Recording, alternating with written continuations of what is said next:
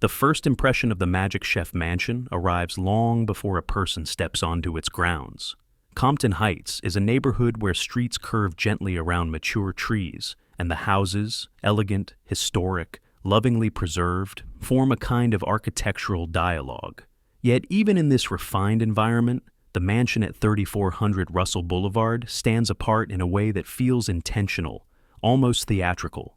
Its silhouette rises behind iron gates and landscaped lawns, not imposing through sheer size alone, but through a sense of purpose built into every line of its facade. It gives off the unmistakable feeling of a place designed not just to be lived in, but to be noticed, admired, and talked about for generations.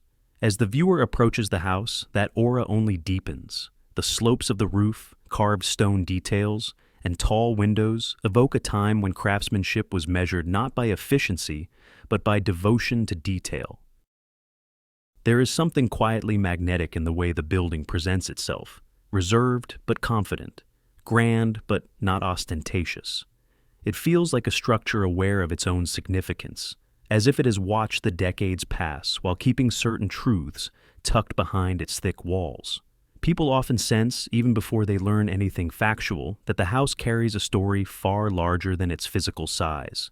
The surrounding grounds add to this impression. The mansion occupies nearly 2 acres, an unusually generous plot in a city setting, and the land seems to cradle the structure rather than merely support it. Curving pathways, an expanse of green, and the way sunlight shifts across the stone exterior create a setting that feels curated, as if designed to slow visitors down and make them observe.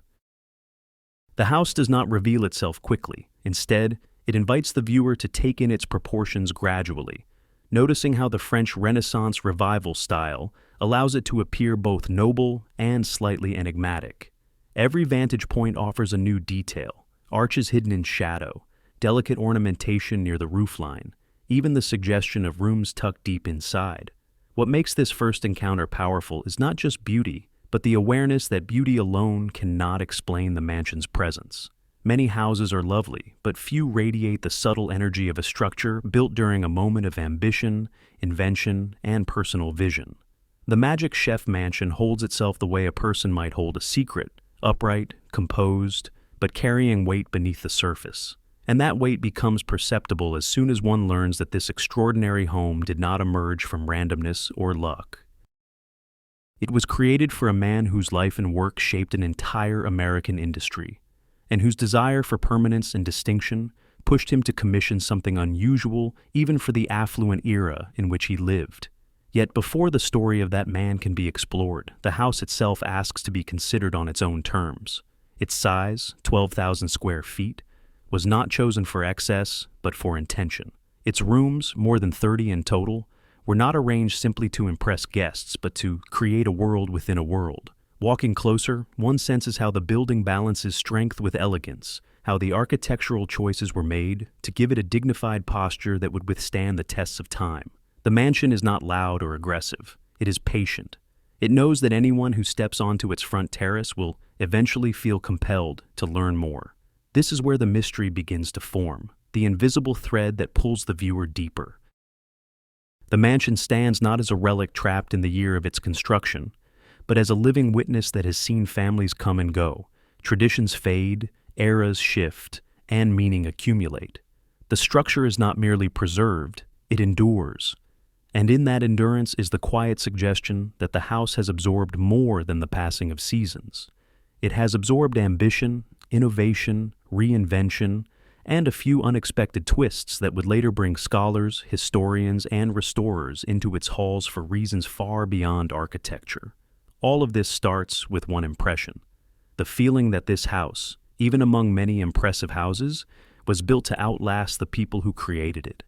It is a place that seems to have been waiting, not just for visitors, but for someone willing to uncover its full story. And to understand how such a structure came to exist, we must now turn back to the very beginning, to the mind and hands that envisioned a mansion unlike any other in St. Louis. When the Magic Chef Mansion first appeared on architectural drawings, it did not resemble the typical homes rising across St. Louis in the early 20th century. Its creator, architect Ernst Janssen, envisioned something far more deliberate than a prestigious residence for a successful industrialist. He imagined a private estate that echoed the spirit of the French Renaissance revival, an architectural language rooted in elegance, symmetry, and old-world refinement. Choosing this style for a Midwestern city was not a conventional decision, and that was precisely why it appealed to Jansen. He understood that a house meant to represent legacy, ambition, and cultural aspiration should borrow from traditions associated with endurance and artistry. To Jansen, French Renaissance revival was the perfect framework because it combined decorative richness with a sense of order. Tall, proportioned windows, steeply pitched roofs, sculpted stone details, and the interplay of strong vertical lines with softer ornamental touches allowed him to shape a structure that communicated status without falling into flamboyance. He wanted the mansion to convey not only wealth, but intellect, taste, and permanence. Every architectural choice served to bring those qualities into physical form. The style's emphasis on craftsmanship provided a canvas upon which specialized builders could create stone carvings, intricate woodwork, and ornamental features not commonly seen in local residential architecture. Jansen approached the project with an almost narrative mindset. He didn't simply design a building, he designed an experience. He envisioned the visitor approaching the mansion as if entering a curated sequence of impressions. First the commanding facade, then the balanced geometry of the windows and entryways, and finally the sense of depth created by the roof lines layered in multiple planes. He placed great importance on proportion, the idea that each component should exist in harmony with the whole, allowing the eye to travel naturally across the structure without confusion. Even the placement of chimneys and the curvature of the terraces were calculated to guide attention, creating a visual rhythm that made the mansion feel both grand and accessible. The interior concept grew from these same principles. Jansen believed a home of this scale required a spatial logic that supported its outer grandeur. The central halls needed to feel expansive yet connected, with rooms branching in a way that created a sense of movement rather than isolation. He saw the house as a living organism, a system of interconnected spaces, each with a specific role in the daily life of its occupants. Large, entertaining rooms balanced with quieter private areas, providing both spectacle and intimacy. The architectural flow ensured that residents and guests would transition seamlessly from one atmosphere to another, experiencing the building almost as a story, unfolding room by room. What made his approach remarkable was how he blended practicality with artistry. Despite the mansion's lavish style, Jansen ensured that every decorative feature served a functional purpose. High ceilings encouraged natural airflow. Wide halls accommodated large gatherings. Expansive windows allowed light to soften the stone-heavy architecture, and the structure's orientation on the lot maximized views while maintaining privacy. The house was not just a showpiece, it was meant to be lived in, occupied, and filled with motion. Jansen's talent lay in making comfort and grandeur coexist without compromise. The choice of French Renaissance revival also reflected an understanding of the client's aspirations. The man commissioning the mansion was not simply looking for shelter. He wanted a symbol. He was a figure whose success in American manufacturing had elevated him into a new realm of possibility, where personal achievement could now manifest in architectural form. Jansen designed the home with this awareness. He recognized that this project would represent the ambitions of someone who had built an industry, and who now wished to build a legacy just as enduring. Every stone, every arch, every line of the roof carried that intention. With the conceptual foundation in place and the style chosen for its ability to embody refinement and permanence, the stage was set for construction to begin. And behind that construction stood the man whose vision, and whose rising influence in the world of American innovation, made the entire project possible. Charles Stockstrom was the kind of figure whose success didn't arrive suddenly or by chance. It accumulated steadily, shaped by years of practical experience, experimentation, and a growing understanding of what American households needed. Before his name was attached to one of the most recognizable appliance brands of the 20th century, he was a man fascinated by the way homes function behind the scenes. He paid attention to the mechanics of daily life, the routines that defined families, and how innovation could turn those routines into something easier, safer, and more efficient. This ability to see opportunity in the mundane became the foundation of his professional ascent. As president of Magic Chef, Stockstrom oversaw a company that transformed the American kitchen. At a time when home appliances were shifting from novelty to necessity, his brand championed reliability, modern engineering, and user-friendly design. Magic Chef stoves became staples in countless households, earning a reputation that blended practicality with a forward-looking spirit. For Stockstrom, this wasn't just business success, it was a kind of legacy building. His products entered homes across the nation, touching daily life in a way few industrialists could claim. And the rise of Magic Chef marked not only financial prosperity, but also a sense that he had contributed to shaping the modern American lifestyle. Yet, even as the company grew, Stockstrom understood that legacy could not exist solely in factories and showrooms. He wanted something enduring, a physical space that reflected the values he poured into his work: structure, precision, grace, and ambition. The idea of creating a home that mirrored these principles became increasingly compelling to him. This wasn't about extravagance. He wasn't driven by a desire to build the flashiest residence in St. Louis. Instead, he envisioned a house that would quietly communicate accomplishment, a place that embodied craftsmanship on the same level as the machines he produced. When he commissioned architect Ernst Janssen, Stockstrom approached the project with remarkable clarity. He didn't impose rigid aesthetic demands, but he conveyed what mattered most. The home had to feel intentional, harmonious, and built to withstand the passing of time. It needed to offer comfort without sacrificing dignity, and sophistication without excessive ornament. This alignment of vision and craftsmanship allowed the architect and industrialist to collaborate in a way that felt more like partnership than transaction. Their shared appreciation for detail and structural integrity became the foundation of the mansion's design. The scale of the project reflected not vanity, but the magnitude of Stockstrom's aspirations. A 12,000 square foot home was a statement in 1908, especially one containing more than 30 rooms. But for Stockstrom, each room served a purpose. Grand spaces for hosting colleagues and dignitaries spoke to his role in business. Quieter wings provided a sanctuary for family. Specialized areas like the library emphasized his respect for knowledge and decision-making. Even recreational features, including the private bowling alley, illustrated his belief that a home should enrich life rather than merely shelter it. What made Stockstrom particularly compelling was the balance he maintained between ambition and restraint. While he had the means to pursue opulence, he favored refinement over excess. He cared deeply about quality, materials that aged well, designs that would still feel thoughtful decades later, and a layout that kept the house functional despite its size. His pragmatic sensibilities, shaped by years in manufacturing, carried over into his personal life. Efficiency mattered as much as elegance. Standing before the completed mansion, it becomes clear that this house was not a retreat from the world, but a culmination of everything Stockstrom represented: ingenuity, discipline, and an unwavering belief in building things that last. His success with Magic Chef didn't just fund the construction, it informed it. The mansion became a physical extension of his identity, a structure that communicated both achievement and aspiration. And now, with the foundational vision in place, the story naturally moves from the man behind the dream to the extraordinary process that brought this vast, meticulously designed residence into reality.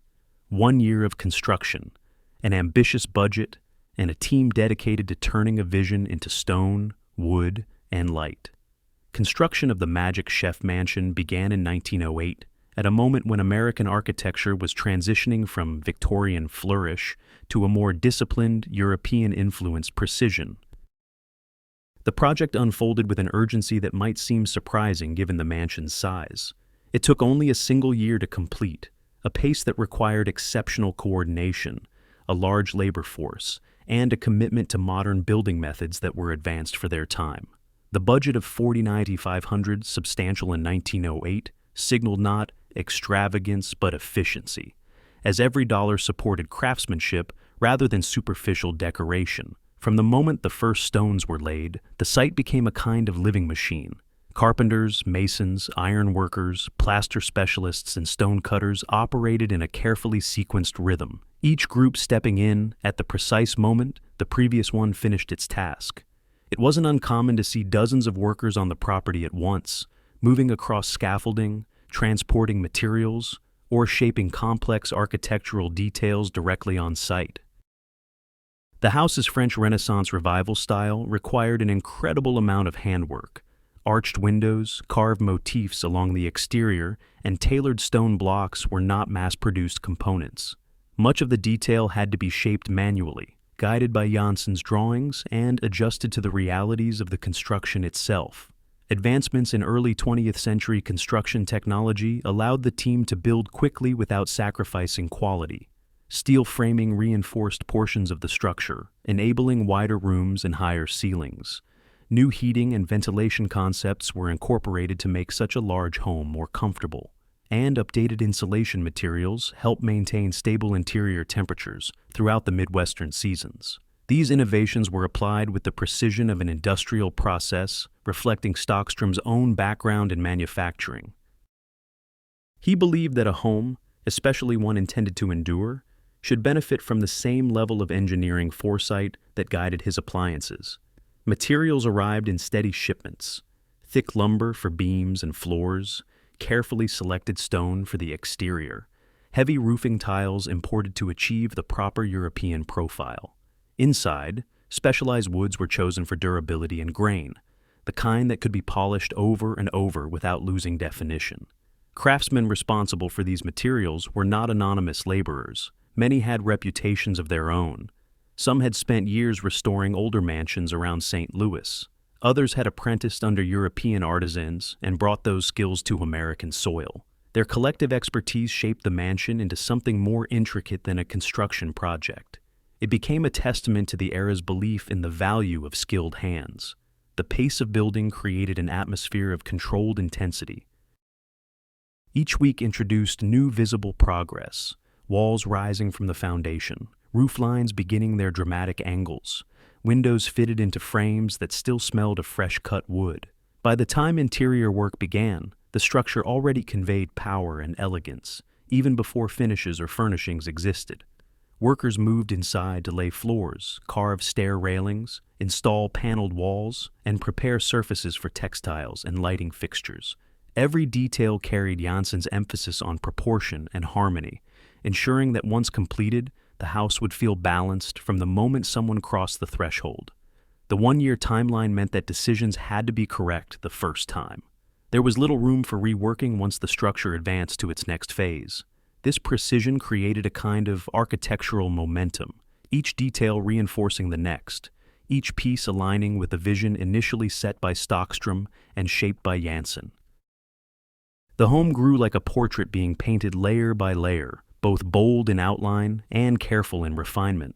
By the time the final touches were completed, the mansion had transformed from a blueprint into a world of its own. Grand halls, interconnected rooms, wide staircases, and hidden spaces designed with intention.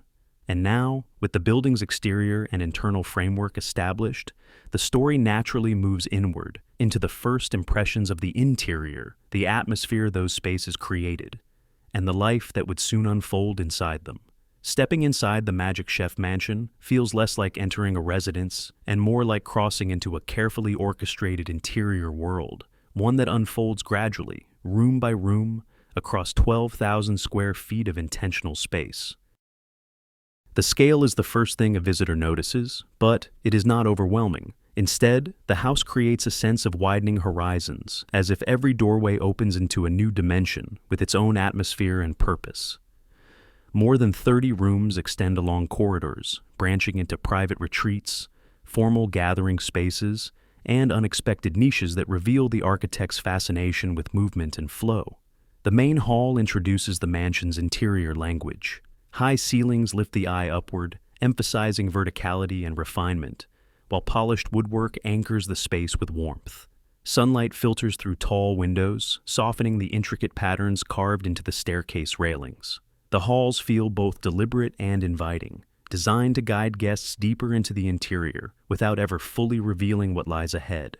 The transitions between rooms are smooth, offering a sense of continuity even as the atmosphere shifts from one space to another. One of the mansion's most striking rooms is the library, positioned as a sanctuary rather than a showcase. Rows of shelves line the walls, framed by dark wood and inset panels that reflect Janssen's dedication to detail. The room feels insulated from the outside world, as if conversations held there would remain forever within its walls. It was a space meant for decision-making, reflection, and quiet intellectual retreat, a contrast to the grander, more animated areas of the mansion. Each part of the room was crafted to support concentration, from the carefully placed windows to the substantial doors that close with a heavy, satisfying finality. Elsewhere, the mansion reveals a more playful side. Certain rooms serve specialized functions, each with its own personality. The dining areas are framed by ornamental molding and architectural symmetry, emphasizing the importance of gatherings. The private quarters offer a softer color palette and more intimate proportions, designed for comfort rather than ceremony. And tucked discreetly into the structure are staircases and narrow corridors, secondary passages that once allowed staff to move unseen, maintaining the mansion's refined atmosphere even during busy events. These subtle pathways weave through the house like hidden circuitry, connecting rooms in ways that are not immediately apparent to newcomers. The craftsmanship is most apparent in the smallest details. The carved newel posts, hand-fitted panels, sculpted fireplace surrounds, and the way the floors shift seamlessly from one material to another. Some rooms feature delicate ceiling patterns that only reveal themselves when sunlight strikes at a certain angle. Others contain architectural flourishes, whose purpose is not functional, but emotional, small aesthetic choices meant to elevate the experience of simply standing in the room. Each space feels like it was designed for a specific mood, and the mansion becomes a kind of architectural storybook where every turn of a corner introduces a new chapter. What sets the interior apart is not just variety, but cohesion. The rooms flow in a way that makes the house feel larger than its measurements suggest, as if its scale expands the deeper one explores. No area feels neglected, no section feels like an afterthought. Even the service rooms carry a level of polish that reflects Stockstrom's belief in practicality elevated through design. Walking through the mansion, a visitor senses that every inch was shaped with intent, offering both grandeur and subtlety depending on what the moment calls for. But as expansive as the interior may be, it also holds its share of mysteries, details that hint at more unusual elements embedded within the mansion. Some areas feel slightly removed from the rest of the house, their placement too deliberate to be accidental. A certain door appears heavier than the others. A hallway narrows before unexpectedly opening again, as if protecting something behind it. There are spaces where the proportions shift just enough to suggest deeper layers, perhaps added during construction for reasons known only to Stockstrom and Janssen. These hints do not reveal their meaning immediately. Instead, they create a gentle tension, suggesting that the mansion contains stories not fully visible on the surface. And to follow those traces further, the narrative naturally moves toward the rooms designed not for quiet contemplation or daily living, but for entertainment, movement, and the more unexpected pleasures embedded within this vast private world. Among the many surprises inside the Magic Chef mansion, few are as striking or as revealing of its owner's worldview as the private recreational spaces designed at a time when such luxuries were far from common. The most distinctive of these is the personal bowling alley, a feature that instantly transports the viewer into the social culture of the early 20th century. While modern audiences might associate home entertainment with digital screens and automated systems, in 1908 true extravagance was defined by physical experiences engineered directly into the architecture of the home. A private lane, crafted with polished wood, precise leveling, and space for spectators, spoke to a very specific kind of refinement, the desire to host, entertain, and create an environment where guests could enjoy a pastime without stepping beyond the estate's boundaries. The alley itself was constructed with the same care given to the mansion's most formal rooms. The long, gleaming floorboards were laid with meticulous accuracy. The lighting was positioned to create a theatrical effect, casting a warm glow along the lane, and the surrounding walls were reinforced to absorb sound, allowing spirited games to unfold without disturbing the rest of the household. It wasn't a novelty casually inserted into the floor plan. It was an intentional social hub, a place where Stockstrom could gather friends, colleagues, and prominent visitors in a setting that blurred the line between leisure and prestige. Beyond the bowling alley, the mansion contained other spaces that reflected the entertainment values of the era. Formal parlors were arranged to encourage conversation, their layouts subtly guiding guests into comfortable proximity. Music rooms were designed with acoustics in mind, allowing live performances, whether by family members or visiting musicians, to fill the house without overwhelming it. Larger halls could accommodate gatherings, dinners, or discussions, reinforcing the idea that the mansion was not only a private residence but a stage for social life, business connections, and cultural exchange. Even areas intended for quieter enjoyment carried a sense of indulgence. Reading nooks opened into broader corridors with soft, natural light.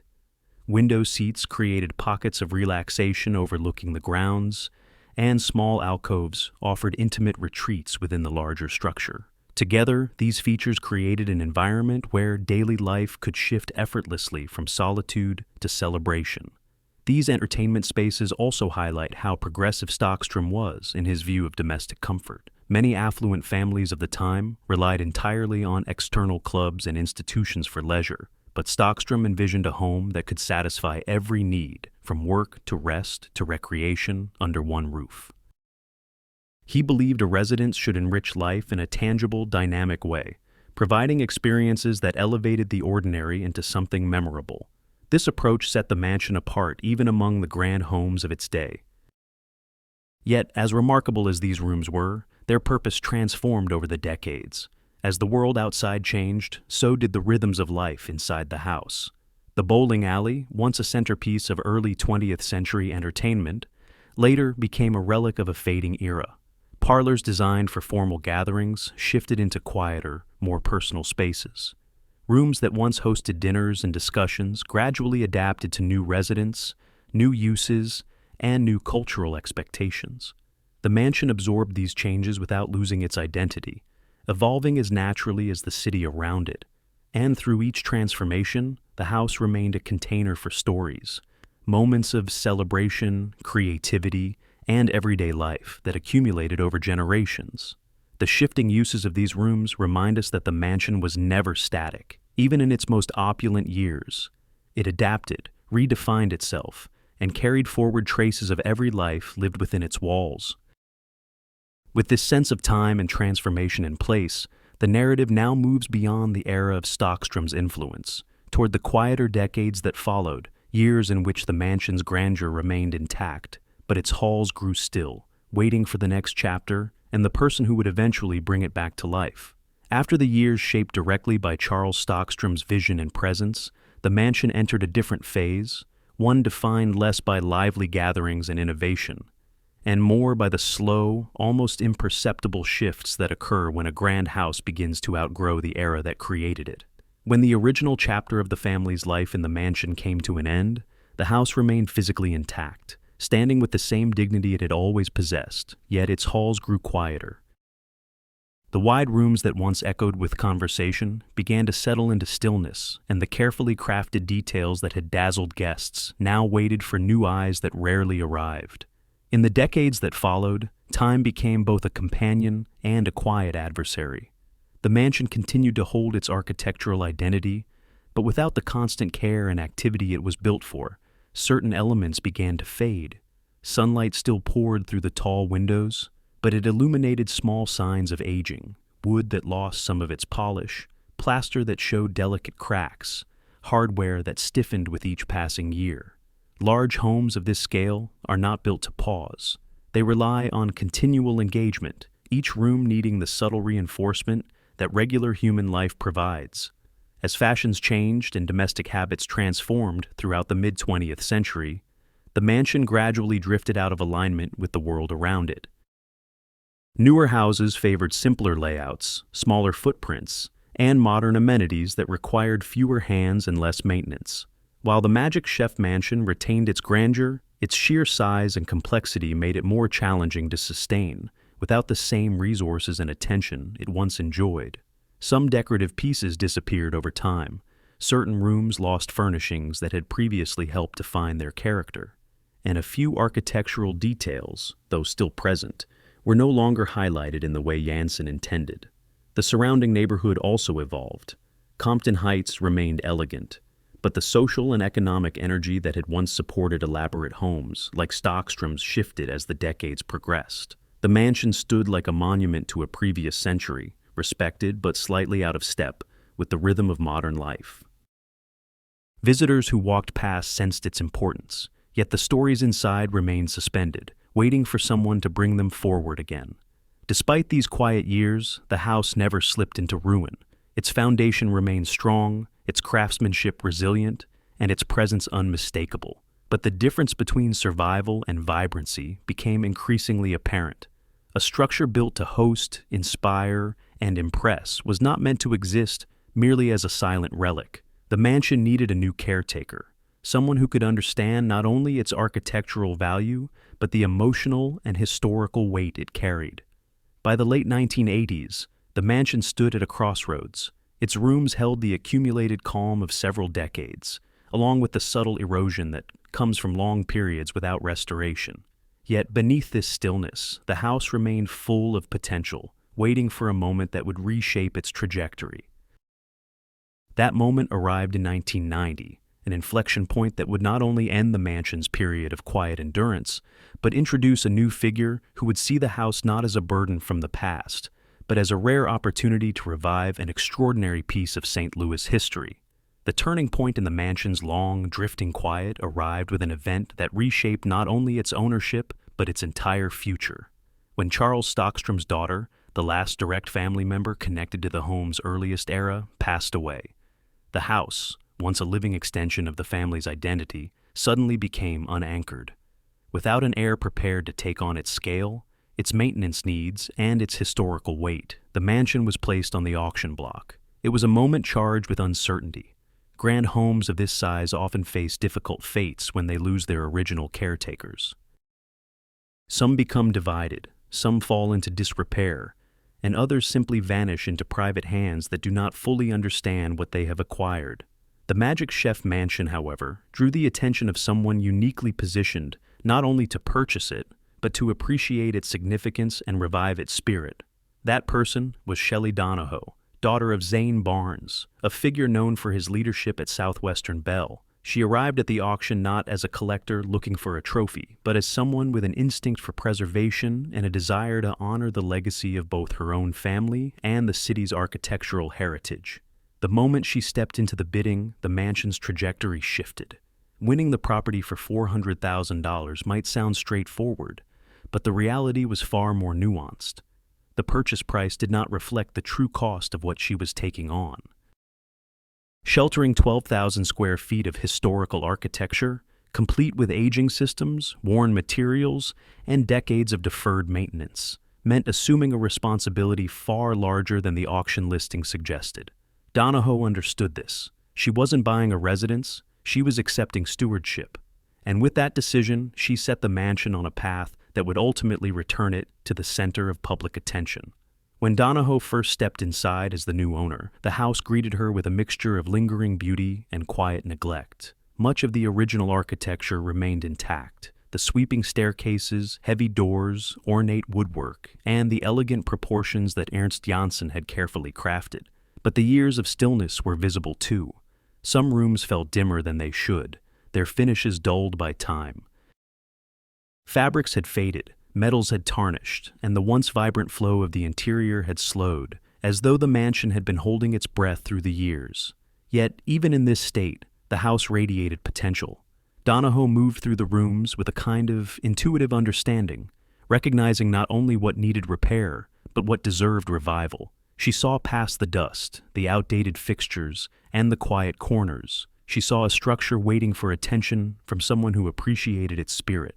Unlike a developer or a casual buyer, she approached the mansion with reverence. Her goal was not to modernize it beyond recognition, but to restore its identity with precision and care.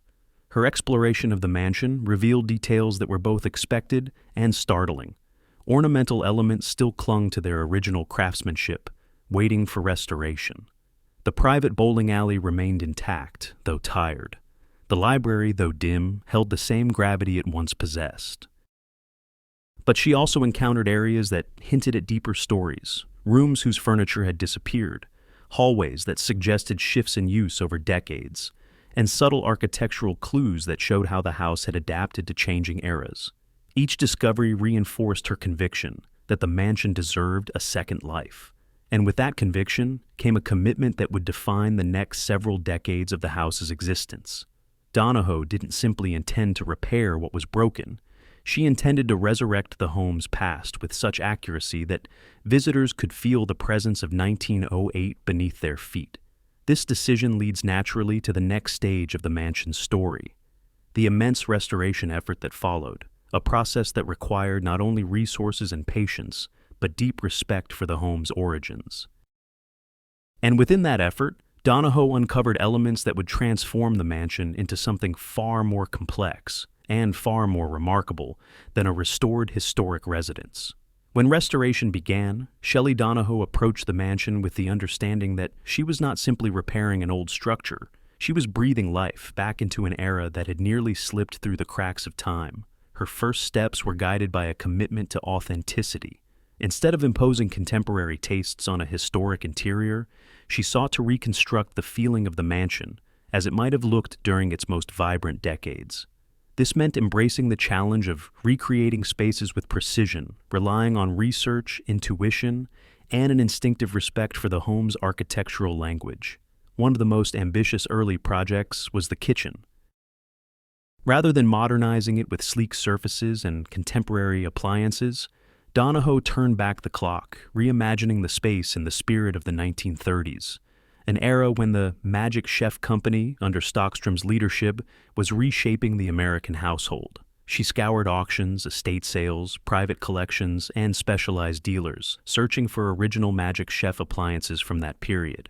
These weren't replicas or reproductions. They were genuine pieces of industrial history, restored and installed as working artifacts. Heavy enamel stoves, early gas models, metal fixtures, and period-appropriate cabinetry transformed the kitchen into a living museum of early 20th century domestic technology. Reconstructing such a space required extraordinary patience. Each appliance had to be assessed for both function and safety. Surfaces had to be refinished without erasing the texture of age. The room had to evoke the aesthetic spirit of 1930s industrial design, rounded edges, bold lines, durable materials, while remaining integrated into a mansion built several decades earlier. The result was a space that didn't merely imitate the past, it embodied it. Visitors entering the kitchen could sense how Stockstrom's innovations once shaped daily routines, bridging the gap between the house's early 20th century origins and its mid-century evolution. The restoration work extended far beyond the kitchen. As Donaho moved through the mansion, she identified each room's original intention and sought to restore that purpose. Woodwork was stripped, polished, and revived until its natural grain re-emerged with quiet luster. Light fixtures were recreated using period-correct designs, casting the same warm glow that guests of the early 1900s would have experienced. Original hardware, hinges, latches, doorknobs, was repaired rather than replaced, preserving the tactile history embedded in every surface. Yet, as faithful as Donaho was to authenticity, she allowed herself moments of creative interpretation. In some areas, she embraced elements that reflected the personality of the new era without compromising the mansion's soul. The addition of a 1950s-style telephone booth, for example, became one of the home's most memorable touches. Positioned with intention, it blended nostalgia with playfulness, a nod to her father, a reminder of mid-century communication culture, and a visual reminder that the mansion's story did not end in 1908. It was an example of how restoration can honor the past while acknowledging the lives that continue to shape a historic home. As more rooms were restored, Donaho discovered architectural quirks that had been obscured over time, unexpected alcoves, unusual transitions between hallways, and subtle design decisions that revealed Ernst Jansson's layered thinking. Each discovery reinforced the depth of the mansion's identity, reminding her that she was not simply restoring a house, but piecing together an evolving story. The process required historians, craftspeople, architects, and technicians working in harmony across months and years, each contributing to the resurrection of a place that had once thrived and could thrive again. But even as the mansion's classical elements reawakened, certain details emerged that were more surprising, details that hinted at unexpected intersections between the home and broader cultural history.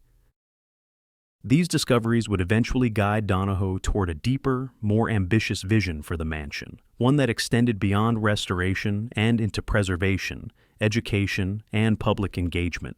And as she prepared to embark on the next phase of work, the house began revealing elements that were not merely historical, but astonishingly unique, details that would attract scholars, spark debates, and place the Magic Chef Mansion into conversations far removed from its original purpose.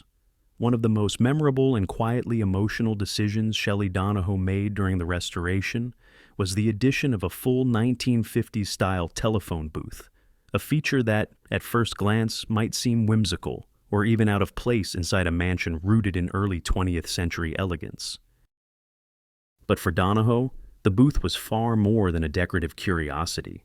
It was a deeply personal tribute to her father, Zane Barnes, whose career in telecommunications shaped not only his professional identity, but the rhythm of her own childhood. Placing the booth inside the mansion was a way of weaving her family's history into the fabric of a home defined by another family's legacy. The contrast between the ornate, Renaissance-inspired architecture and the sleek mid-century simplicity of the booth created an unexpected harmony. Its chrome edges, polished handset, and softly illuminated signage echoed an era when long-distance calls carried weight, when communication felt physical, intentional, and intimate. By positioning this booth where visitors could see and even interact with it, Donaho created a bridge between generations, quietly suggesting that history is not a fixed timeline, but a layered experience shaped by everyone who steps through the door. The telephone booth became more than a feature. It became a symbol of Donaho's approach to restoration. She wasn't interested in freezing the mansion in 1908 as if it had never lived through subsequent decades. She believed the house's identity should reflect its full journey, from its origins under Charles Stockstrom to the quieter years that followed, and finally to its renaissance under her care. Preserving the past didn't mean ignoring what came after. Instead, she allowed the mansion to speak through all its layers, acknowledging that even significant homes evolve, gather influences, and absorb personal stories from each generation that inhabits them. This mindset shaped other touches she added as well. Throughout certain rooms, she placed mid-century objects that carried personal meaning, not to change the house's character, but to acknowledge the continuum of its existence. A small plaque dedicated to her father, a subtle, dignified tribute, was installed with the same reverence as any restored architectural detail. These decisions created a dialogue between the mansion's Gilded Age origins and the more modern chapters of its life, reminding visitors that a historic house is not a static artifact, but a living canvas. Yet what made these additions especially compelling was how seamlessly they integrated into the broader restoration narrative. Instead of drawing attention away from the mansion's architecture, they complemented it, adding emotional resonance that deepened the visitor's experience of the home. Walking through the mansion, one could sense not just the presence of Stockstrom, but the imprint of later decades, each contributing something subtle and meaningful. This layering of time, preserved with care rather than concealed, gave the mansion a rare kind of authenticity, not just historical accuracy, but human continuity. These personal touches also hinted at Donaho's deeper ambition. She did not restore the mansion merely to live in it, or to enjoy it privately. From the beginning, she envisioned a home that could eventually open its doors to the public, serving as a curated link between St. Louis's architectural heritage and the families who shaped it. Her additions, especially the telephone booth, signaled her understanding that visitors don't connect only with architecture. They connect with stories, emotions, and the elements that reveal the personal lives behind grand facades. As restoration continued, the mansion's identity grew richer and more layered. And quietly, something else began to happen.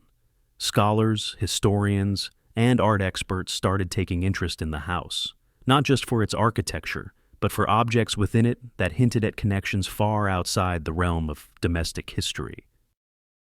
In the midst of Donaho's restoration efforts, an unexpected artifact inside the mansion would soon draw attention from a completely different corner of the cultural world. That discovery would shift the mansion's story once again, from a beautifully restored home into a site of serious research, debate, and academic intrigue.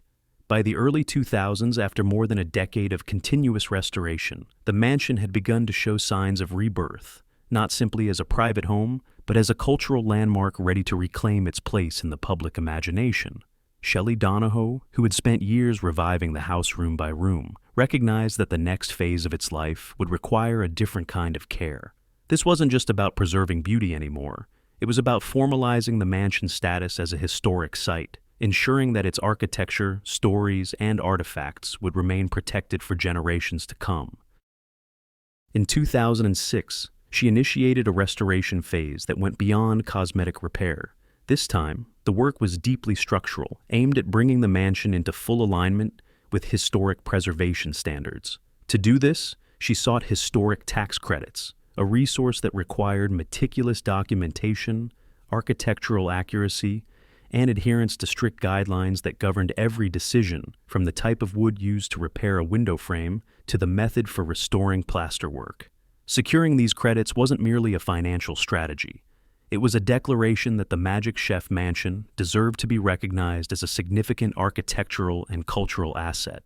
The process demanded extraordinary precision. Teams of preservation specialists re-evaluated earlier restorations, ensuring they matched the original construction methods. Exterior stonework was cleaned and stabilized using non-invasive techniques that respected century-old materials. Period-appropriate paint profiles were researched and recreated, not through guesswork, but through microscopic analysis of surviving pigment layers hidden beneath later coats. Flooring was refinished with the same oils and techniques used in the early 1900s, restoring their depth and natural sheen. Even the hardware, the hinges, knobs, brackets, and locking mechanisms, was preserved whenever possible, cleaned and repaired until each piece functioned smoothly, just as it had when Stockstrom first walked through the halls. Inside the mansion, Donaho committed to restoring the architectural rhythm that Ernst Janssen had intended. Archways regained their definition. Staircases had their balusters repaired and realigned, and built-in cabinetry was reconstructed with such fidelity that many visitors assumed it had survived untouched since 1908. Lighting fixtures were sourced or recreated to match early 20th century designs, giving the rooms the warm glow characteristic of pre-modern interiors, where modern systems were unavoidable. Electrical wiring, climate control, security, they were integrated discreetly, hidden behind walls or channeled through existing passages, so the mansion's historical appearance remained unbroken. As restoration progressed, the house began attracting increasing attention. Residents of St. Louis, preservationists, and architecture enthusiasts were curious to see the results of such a comprehensive project. Donaho responded by gradually opening the mansion for special events, private tours, and community gatherings. Guests wandered through its 30-plus rooms, experiencing the continuity of eras layered with care, the grandeur of Stockstrom's early 20th century vision, the mid-century touches honoring the Barnes family's legacy, and the meticulous 21st century restorations that had brought everything together into a cohesive whole. The mansion's transition from private residence to semi-public space reshaped its identity. It was no longer just a house. It was becoming a museum, a living archive where architecture, family history, and early industrial innovation intertwined. Visitors weren't merely looking at beautiful rooms. They were stepping into a narrative that spanned more than a century. And Donaho, with her quiet but unwavering dedication, was positioning the mansion to become a full-fledged museum in the future, a place where the public could engage with both the elegance of the past and the stories that unfolded behind its doors. But as the mansion's reputation grew, something else began to draw attention, something far stranger and more unexpected than restored woodwork or historic tax incentives. Hidden within the mansion was an object that scholars, art historians, and cultural theorists found astonishing. A utilitarian fixture whose presence would ignite debates about authorship, authenticity, and one of the most controversial works in modern art. This discovery, seemingly mundane, yet academically explosive, would pull the Magic Chef Mansion into a completely different conversation, one that stretched far beyond St. Louis and into the heart of 20th century art history. What began as a meticulous architectural restoration gained an entirely new dimension the moment scholars discovered an unexpected artifact on the mansion's first floor, an object so ordinary in appearance that most visitors would have overlooked it without a second thought. It wasn't displayed in a velvet rope gallery or tucked away behind glass. It sat in a modest unisex bathroom, installed decades earlier, quietly performing the same simple function it always had. Yet this unassuming urinal, manufactured by the Trenton Potteries Company, would soon draw the attention of art historians who recognized it not as mere plumbing, but as a rare surviving example of a model entangled in one of the most provocative debates in modern art history. To understand why this fixture mattered, one must recall that ordinary objects sometimes become extraordinary because of the stories they intersect with. In the world of 20th century art, few stories are as infamous as the controversy surrounding Fountain, the urinal submitted to an avant-garde exhibition in 1917 and long attributed to the influential artist Marcel Duchamp. The piece challenged traditional ideas of art and authorship, launching the entire concept of the ready-made, an object elevated to art by choice rather than craftsmanship. For decades, books, lectures, exhibitions, and museums repeated the same narrative. Duchamp chose a standard urinal manufactured by the Mott Company, turned it on its back, signed it with a pseudonym, and transformed it into a revolution. But the closer scholars looked, the more cracks appeared in that story. One of the most vocal critics of the traditional narrative was English art scholar Glyn Thompson, who argued that Fountain was actually created not by Duchamp, but by the Dada poet and artist Elsa von Freytag-Loringhoven, an eccentric figure whose work embraced provocation long before it became fashionable. If Thompson's theory held any truth, then every detail of the object mattered: the model, the manufacturer, the curve of the porcelain, the specific design of the bowl, the arrangement of bolt holes. And these details did not match the Mott Company designs Duchamp later claimed. Instead, they aligned much more closely with models produced by Trenton Potteries Company, the very company that manufactured the urinal inside the Magic Chef Mansion. This connection sparked immediate academic interest. When word spread that the mansion held a Trenton Potteries urinal of the same model Duchamp had allegedly referenced, researchers arrived not with skepticism, but with instruments, calipers, notebooks, lighting equipment, and decades of unresolved questions. They visited the bathroom, not out of curiosity, but with the precision of archaeologists, treating the porcelain fixture as a relic capable of shedding light on an international art debate. Thompson himself visited the mansion on August 10, 2016. After years of studying archival photographs, exhibition records, and manufacturing histories, he stood before the urinal with the intensity of someone approaching evidence long sought. He measured the curves, noted the angles, documented the ridge patterns, and compared each feature to surviving images of Fountain. The similarities were undeniable. While this did not prove his theory outright, it strengthened his argument, compelling enough that other scholars soon followed. One of them was Francis Naumann, a leading defender of the traditional Duchamp authorship. Unlike Thompson, he believed Duchamp's claim, yet even he recognized the value of studying the mansion's urinal. He conducted his own examination, comparing its form not to debunk the artifact's importance, but to explore the nuances of manufacturing history that complicated the famous art story. In a sense, the Magic Chef Mansion had unexpectedly become a neutral ground, a location where competing theories could meet, debate, and re-examine the evidence. What made this object fascinating wasn't shock value. It was the quiet gravity of an artifact that connected a St. Louis mansion to a sweeping art historical controversy. The tension came not from its appearance, but from the possibility that this everyday fixture could help clarify, or further complicate, one of the most enduring questions in modern art.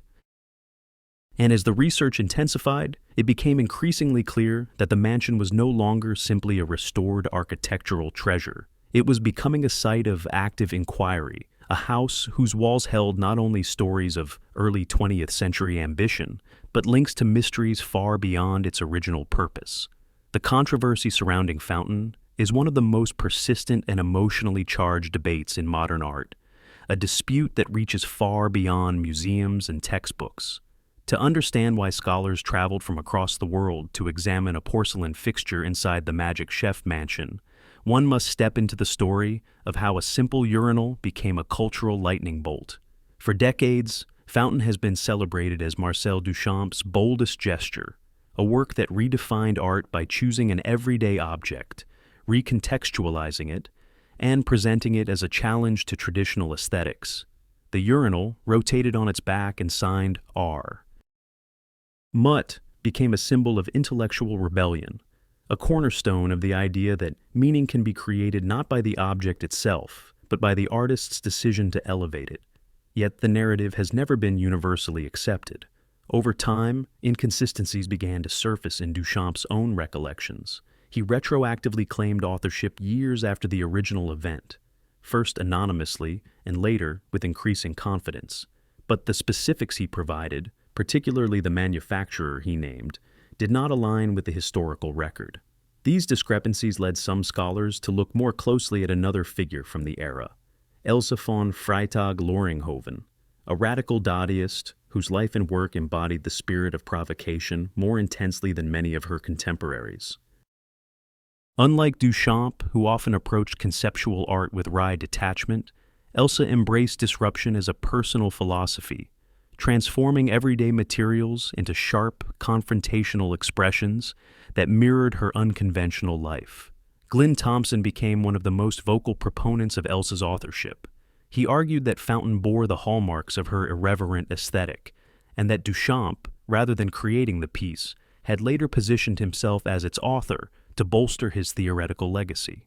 Thompson's claims rested not on speculation alone, but on the physical attributes of the urinal itself. If Elsa had indeed chosen the object, then its model and manufacturer mattered. And this is where the Magic Chef mansion entered the global conversation.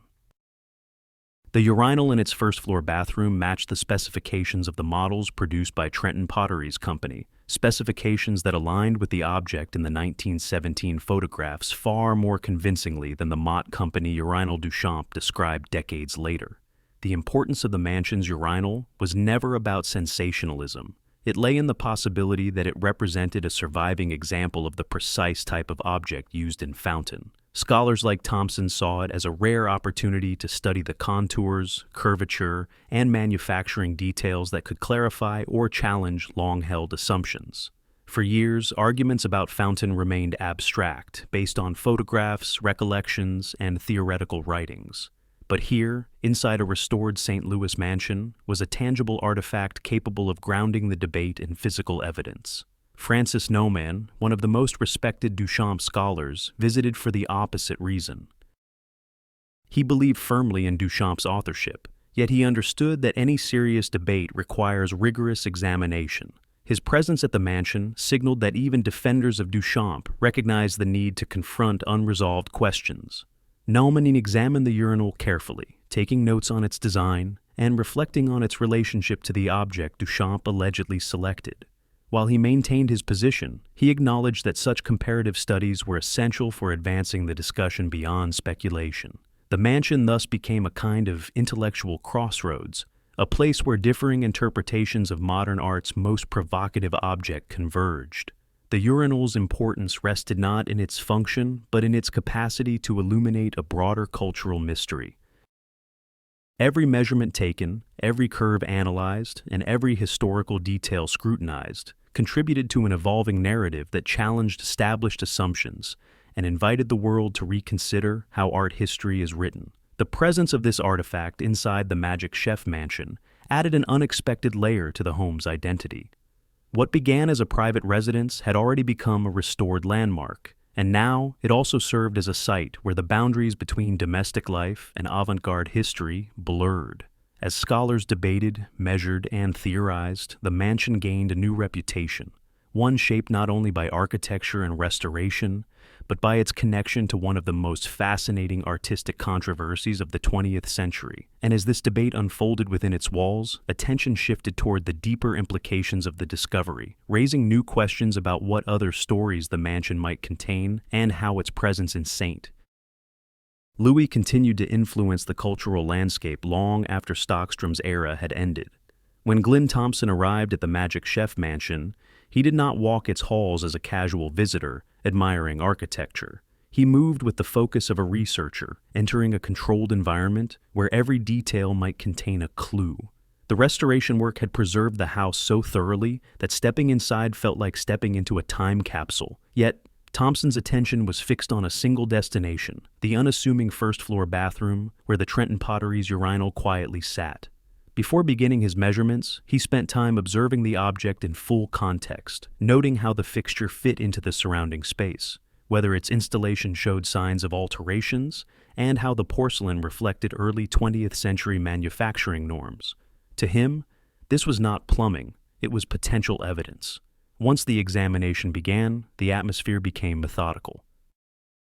Thompson brought detailed reference materials, reproductions of the 1917 photographs, catalog pages from early sanitary ware manufacturers, and records that documented the designs produced by Trenton Potteries. He measured the curvature of the rim, the angle at which the bowl tapered, the spacing of the bolt holes, and even the thickness of the porcelain at key structural points. Each measurement was compared against the known features of the urinal depicted in Fountain. The more data he collected, the clearer the similarities became. Trenton Potteries models matched the form almost exactly, while the Mott Company models Duchamp, named decades later, diverged in multiple significant ways. For Thompson, this confirmed that the traditional narrative surrounding Fountain required re-evaluation, not out of desire for controversy, but in pursuit of historical accuracy. A very different kind of energy filled the mansion when Francis Naumann visited. Naumann, with his long-standing belief in Duchamp's authorship, approached the same fixture with an academic calm rather than investigative zeal. He understood the importance of examining the object firsthand, not to disprove Thompson's theories outright, but to test them with the same rigor applied to all serious research.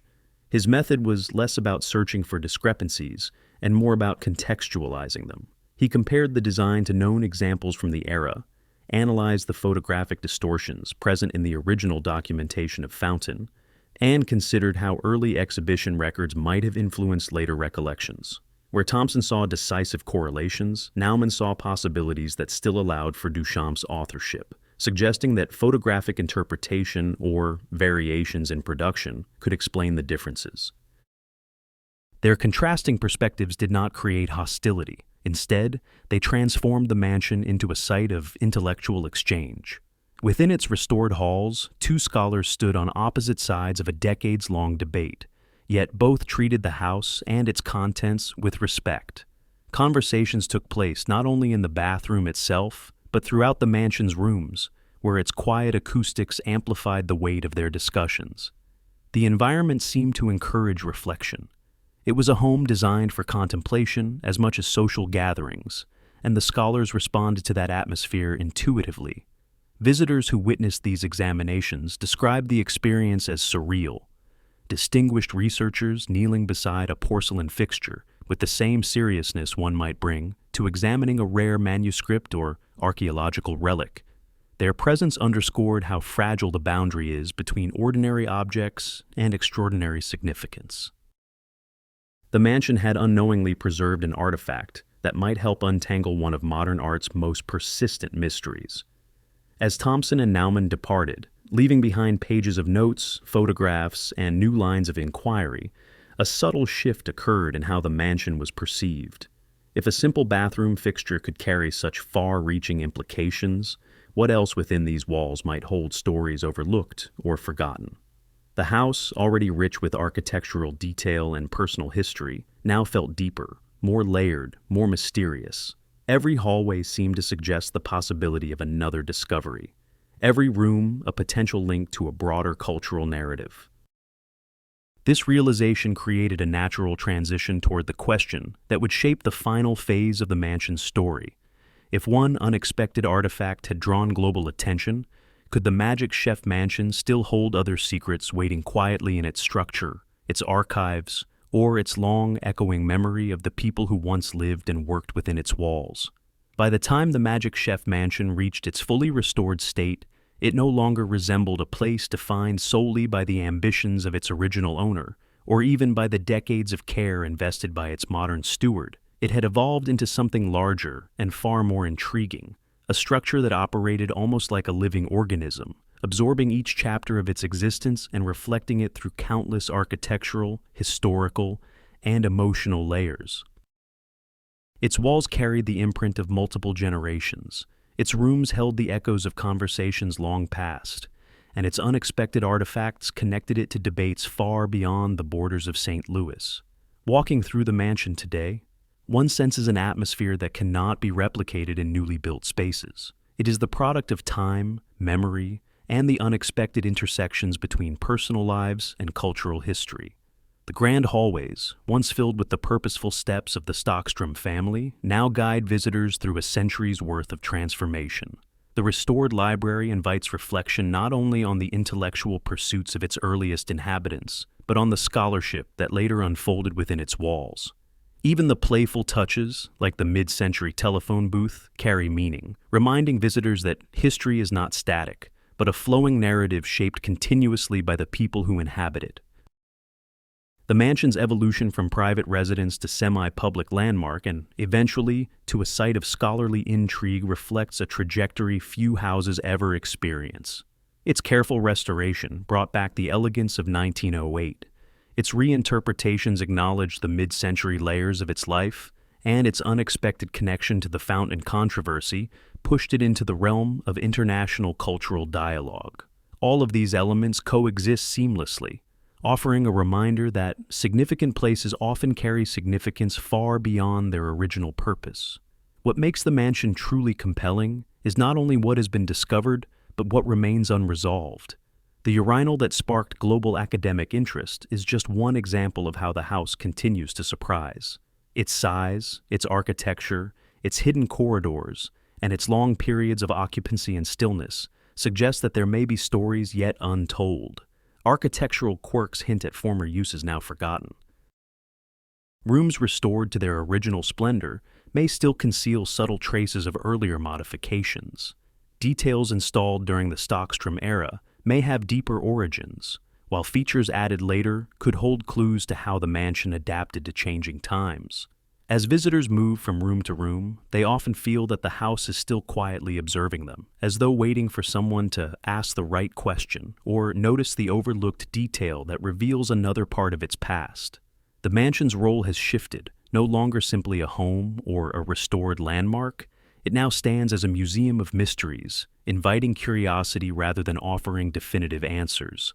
It holds space for scholars, enthusiasts, and casual visitors alike to engage with its layered identity, each discovering something different in the interplay of architecture, personal history, and cultural significance.